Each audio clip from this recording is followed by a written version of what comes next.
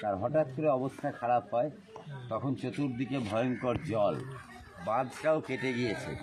সেই অবস্থায় তাকে হাসপাতালে নিয়ে যাওয়া সম্ভব হয়নি। 4 ঘন্টা ওই কাটা বাঁধের কাছে পড়েছিলেন, তাকে পার করা যায়নি।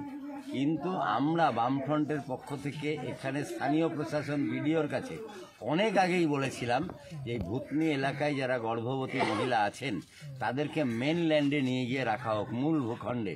যে কোনো মুহূর্তে তাদের অবস্থা খারাপ হয়ে যেতে পারে, চিকিৎসার প্রয়োজন হতে পারে, তাদেরকে মূল ভূখণ্ডে নিয়ে গিয়ে ভালো আশ্রয়ে ভালো হাসপাতালে রাখা হোক। তাহলে আমাদের এই কথাটা যদি তখন প্রশাসন শুনতো, তাহলে এই বিউটি মণ্ডল যে 5 বছরের একটা শিশু সন্তান, যে কিছু বুঝছে না, তার মা মারা গেছে তাও সে বুঝতে পারছে না, এই সন্তানটিকে রেখে বিউটি মণ্ডল মারা গেলেন। এখনও আরও অনেক গর্ভবতী মহিলা ভূতনি এলাকায় আছেন। অবিলম্বে তাদেরকে তুলে নিয়ে গিয়ে নিরাপদ জায়গাতে রাখা উচিত, যাতে কোনো বিপদ আপদ না হয়। আর আমরা দাবি করছি অন্তত 20 লক্ষ টাকা এই বাচ্চাটির ভবিষ্যতের জন্য, যার মা চলে গেল, দাদু দিদিমা অনেক বয়স্ক, তারা চিন্তা করছে কিভাবে এই বাচ্চাটিকে মানুষ করব। সরকারের পক্ষ থেকে অন্তত 20 লক্ষ টাকা ব্যবস্থা করা উচিত এই বাচ্চাটির নামে, যাতে সে ভবিষ্যৎ জীবনে বড় হতে পারে। আমার বৌমা 4:30টার দিক থেকে একটু রক্তপাত করলো। ভোর 4:30? না, বিকাল। তারপর আমরা নিয়ে গেলাম।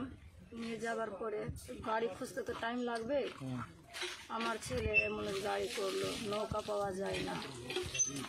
কোনো মতো নৌকা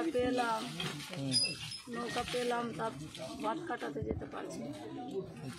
ওখান থেকে আর যেতে হবে 4 ঘন্টা আমার লেট হয়ে।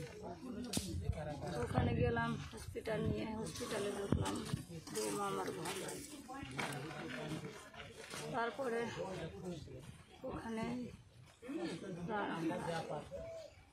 কেন এই কি মনে করছেন, দেরি হয়ে গেল? ওই জন্য দেরি অনেক হয়ে গেল। দেরির জন্য আমার বৌমা প্রাণ হারালো। কিসের জন্য দেরি হলো? নৌকা পাওয়া যায় না। কেউর কাছে নৌকা খুঁজতে যায় তো বলছে কি 3000 টাকা নিব, 3000 টাকা নিব।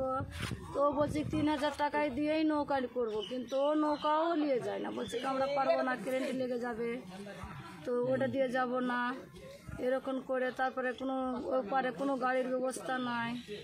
এর আবার ছেলে গেল অনেক দূর, শঙ্করতলা ঢাল, ওখান থেকে টোটো করে নিয়ে আসলো। এই করতে করতে আমার বউর প্রাণ গেল। নৌকা থাকলে কি হতো না এরকম?